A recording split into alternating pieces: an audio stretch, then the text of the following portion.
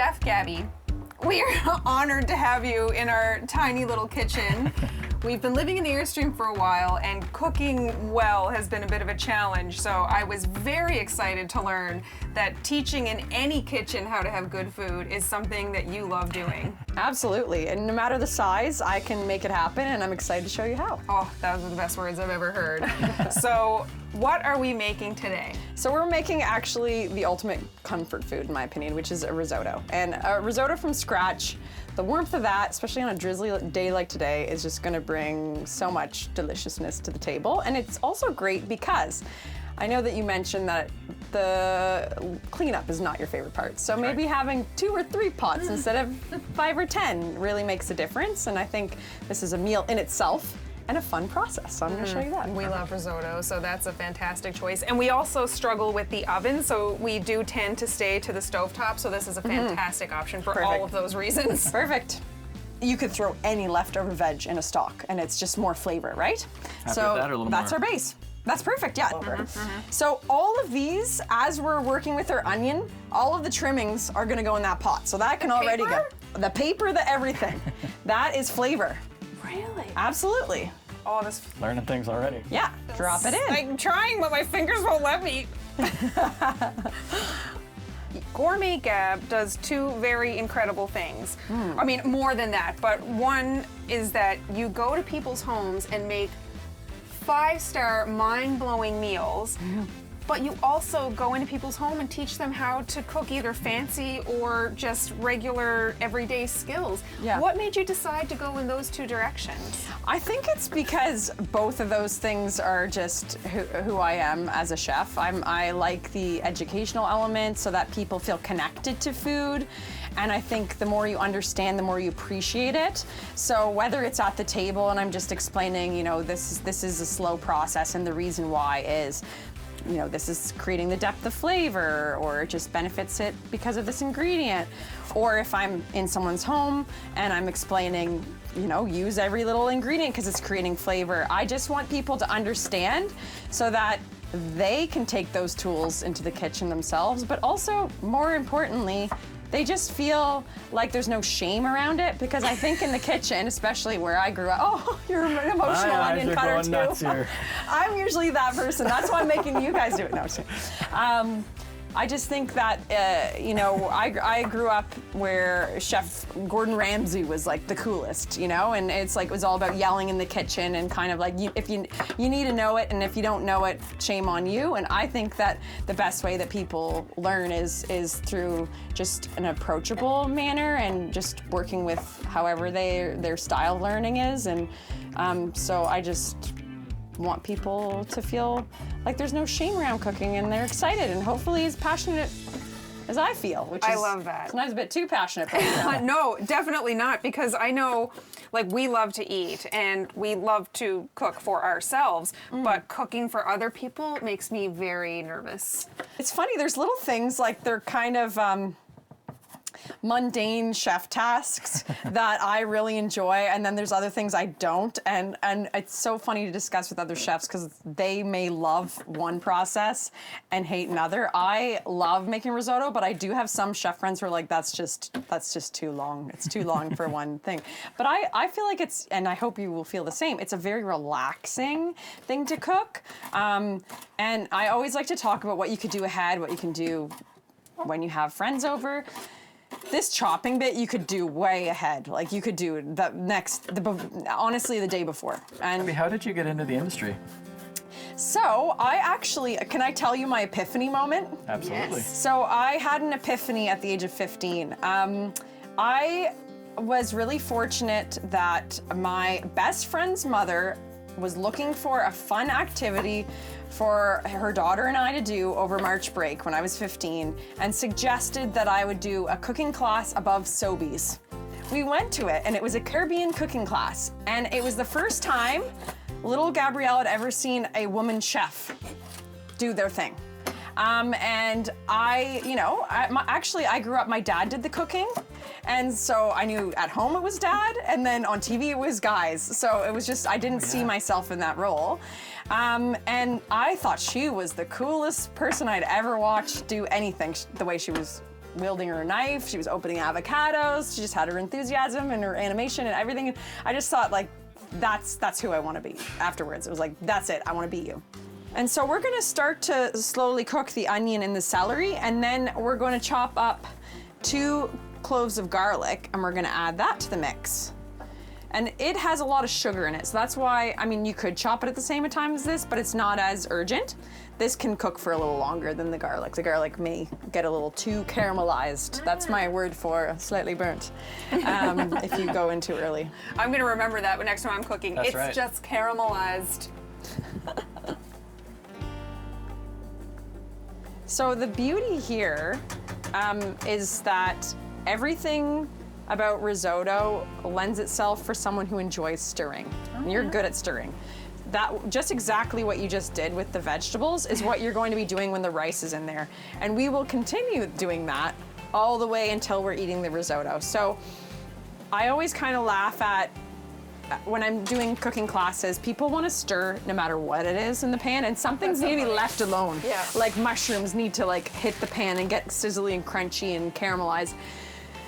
You know, searing a piece of chicken breast, you don't want to be poking that too much. You want to let it have its time on the grill or in the pan. Risotto is built for stirring. It is the most, that's what's so relaxing to me about it, is that you're just da-da-da-da-da. I know that you're creating something beautiful. Do you have a favorite genre of food to cook? Like, do you love doing Italian, French? I think, and you can probably tell by my like use of like fine dining French terms throughout this, it's probably French. And my dad's from Quebec, and and our kind of ancestry came from Normandy, France. So I think it's like part of my heritage. Plus, I've been taught by a lot of classic French chefs, so it's kind of both of those two together. So as a result, I love hollandaise, and I love a rich cream sauce, and I love using dairy. Who doesn't love hollandaise? Yeah, I love anything Liars. with dairy and eggs and butter and cheese and so yeah, that would probably be my favorite style. But I just love food. So I like to challenge myself with any kind of cuisine. I get that. That looks good, but I feel like we go with maybe like an inch more grated. Can do. Yes, chef. I often say, if I didn't do what I tattooing, I would have loved to go into culinary. If you didn't do food, what do you think you would have done? Well, when I was a young girl, I said a comedian or a farmer, and so I've kind of been both with being a chef. No, I think probably into fashion. Yeah. Okay, so I always say all of the things I love start with F: food, flowers, and fashion. So either a florist. I think of that as such a beautiful job and such a relaxing job too. I'm sure it's very busy around, especially weddings, but it just feels relaxing, the display and the just taking care of flowers. And I also love fashion. I just love art, and I think that all of those things I'd enjoy. But I am happy that I chose what I did. Yeah, I mean, me too. Happy? Yeah, yes, me too, but oh God, do I love eating. I'm gonna go with all of the butter. You can always be like, okay, I don't have butter and skip that, but why would you? Oh, why would you ever? Cheese, I'm gonna put this on here so that we can kind of see these are our garnishes. You do like 2 or 1.5 ladles, just for aesthetic purposes. We can go hard. You could finish that whole thing if you want. No judgment. We're gonna share the love. Just for visual cue and purpose. We're gonna do that. It'll equal that out a bit. Okay, then I'm gonna show you to spank that like this, and then I'll grab another spoon out, and then you can kind of go with a little bit more of that oil and stuff, because it's just more goodness, isn't it? Like that. That's your risotto. You want to finish the other one? Yes. Yeah. Now I brought a little chefy thing we can add just because I'm feeling it, but you do yours first. This is just like I would be like, okay, because I don't even make this for myself to be cooking, but this is green oil. In restaurants you see the little green oil on top of it, and it's like, what is that? What is that? It's basically you make a pesto and then you just strain out all the pesto-ness. That's really what it is. Really? That's the most basic way to describe it. It's where you take those herbs that I showed you and you would put them in boiling water and then in an ice bath, squeeze it all out and blend it with garlic and pine nuts or just blend it with itself. You don't have to add garlic and pine nuts and whatever, but that just gives more flavor. And then you strain it out. That's what that is. But again, Tyson, those it's about the bottles. risotto. It's not about the green oil, right? But that just adds a little more green to the green plate. But I anyway. mean, come Very on. appealing. Come on. Well, I don't know about you, but I'm feeling a lot more confident about our cooking on the road endeavors from here on out. Let's try it out. Let's try it out. Bon appetit. Oh my God. It's the best thing that's ever been made in this Airstream. Yes. No question. Wow, that's good. Oh my God. What do you figure? I figure that this was an even better experience than I already thought it was going to be. And I already knew it was going to be great. Got some good tips for the kitchen? Absolutely. So I'm really glad to hear that this kitchen didn't break you because it has almost broken us. Honestly, I found it very functional. I really don't think it's about the size of the kitchen, it's about the layout. And I think that even like just having the cutting board over the sink, that was so smart. You end up having a lot of space to lay out your ingredients in that area. And then you also have the storage behind you. So ultimately, I don't have notes on how you can set it up better. I think it's just about whether or not there's ingredients or certain dishes you want to cook and there's you know, the space for laying that out or making that happen. But for risottos, I think yeah. you're set. Perfect. I think you even have if you want to get the same pan as I have, you can, but you even have that Tefal one, which is fine as well, so. And you love that pan. It's been a trooper. It has.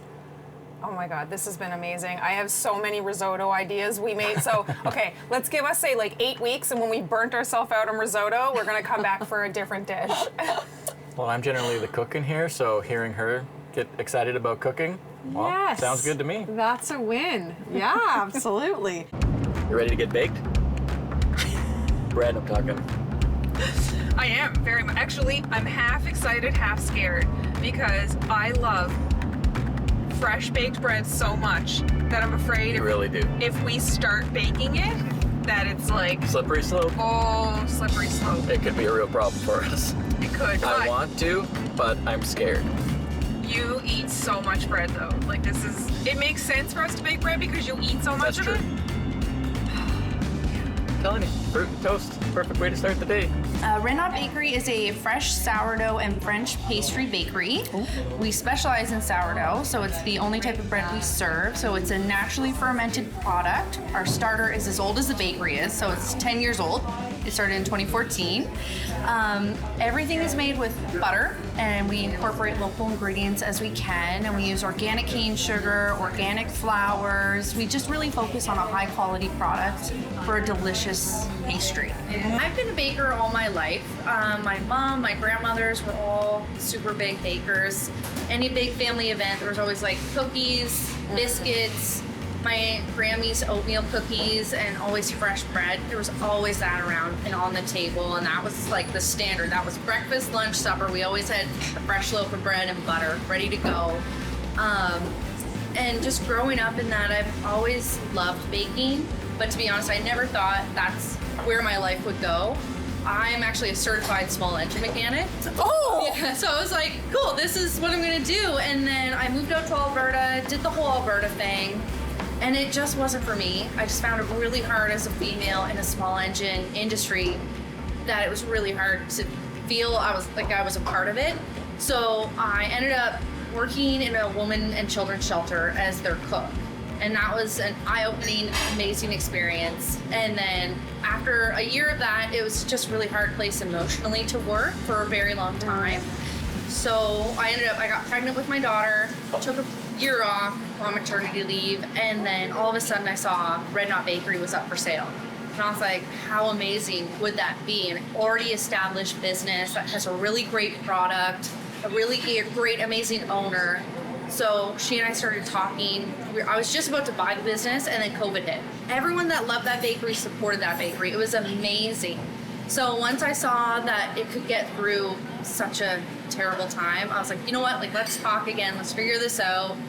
And it just came together. So I took over the bakery. It was a very quiet transition because we didn't want anyone to think I was going to change anything. I was like, why change something when it's not broken? And everyone was so welcoming. It was amazing. And they knew like I was going to take this on and keep it the same and just add to it. That's all I wanted to do. It's such a great product. And I was like, you know what? I just need my own twist. So it was just doing different recipes, different cookies, fun danishes.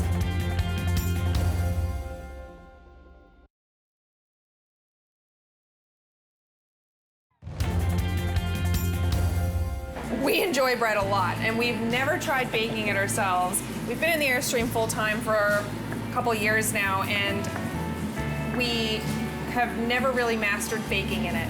So we were hoping to talk to the professionals about some help of how we could create our own bread in our kitchen.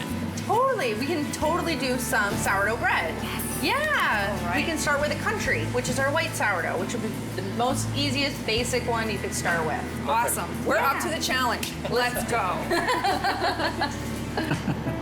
I'm so excited. We're gonna bake so much bread. I hope. Maybe you'll be really good at it and you'll be the bread baker. I don't need to do more in the kitchen. You can be the baker, I'll be the chef. It'll be perfect. I'm okay with that. Wow, that is a big starter. So with starter, you always want to see those active bubbles popping. This, we put it in the fridge, so it's a little quiet. It's a little asleep right now, but you can see like the bubbles are coming up, and that's what you want to see when you're ready to start mixing. So, always tare it. I always double check and make sure the weight of the bowl is on there. Otherwise, that's like a really easy way to like mess up bread right away. And it's got to be such a science. It's not like cooking. No, the bread you really want to be precise. That's why we scale it. When you weigh it with cups, the weight of flour is so different. And when you pack it down in a cup, you can overweigh and then easily dry your bread out. So that's why you always want to scale it. Noted. I want to know what it feels like so that when I do it at home, I'd be like, it feels different than I did there. Not bread. So your first mixing step is just your flour, salt, and water. Or sorry, your flour and your water. Your salt and your sponge are going to be in the second mix. Okay. So this is where you want to really incorporate all your water and your dough together. So you just kind of use your hands and stir it around just like that. All right. Sorry, nails. This side is the outside. This is the interior. So where you have it nice and moist. That's what you want to keep so you don't want to flour that. Otherwise, you're going to get little balls of flour on the inside of the bread. That's, delicious, right? So. That's a good inside tip, I feel. Yeah, exactly. Yeah, never flour the interior because it's just going to dry it out on you. So I like to stretch it out into a square. And again, there's so many different ways you can do this. Some people just like roll it up. Some people fold it together and pinch it. I like to get a triangle shape going, and then you roll it up. So do you want to give it a try? Sure. Yeah? Amazing. Look at you, you're a natural. I do like to eat a lot. And then we're gonna Surely take that this, had to translate into something. Okay. right? And then you're just going to, this is the trickier part, take your thumbs and fold it into itself. So I'll hold it there and you can finish her up. All the way? All the way.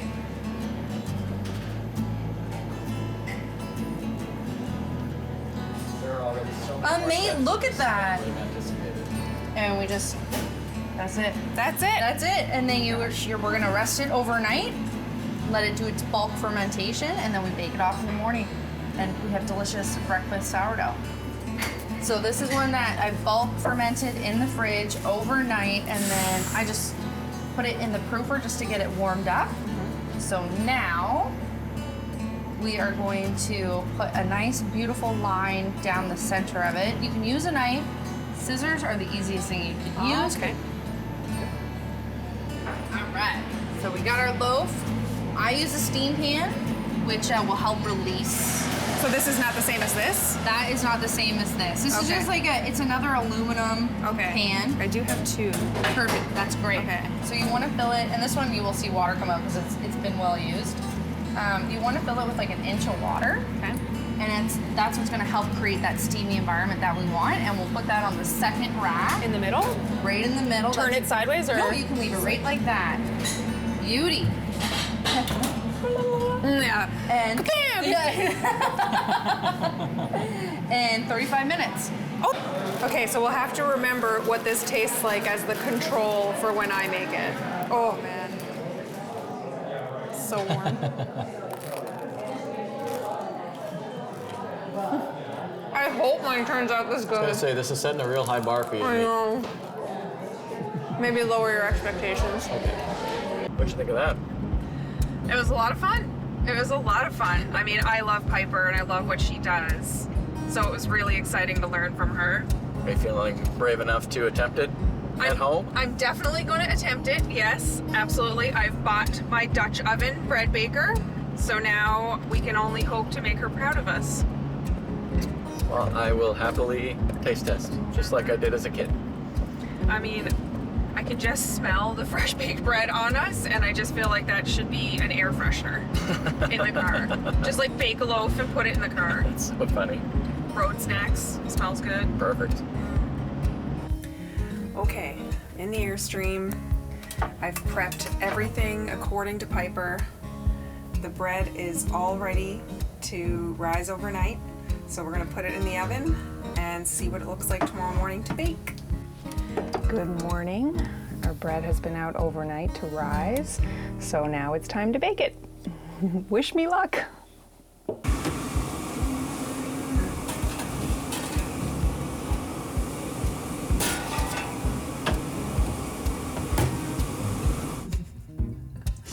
I'm really excited to see how this turns out in the trailer. Please be proud of me, Piper.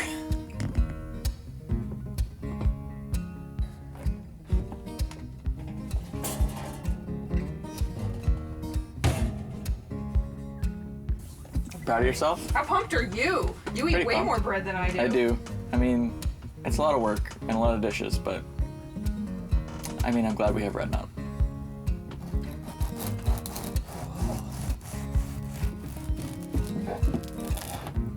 Oh, she looks good.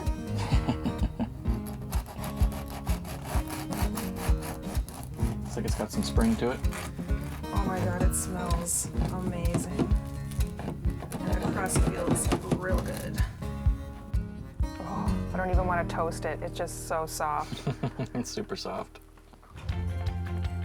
You pleased with yourself? I am pleased with myself. There's a lot of work though. It's really good. I'm really glad we have Red Nut. Me too. I just get it from her.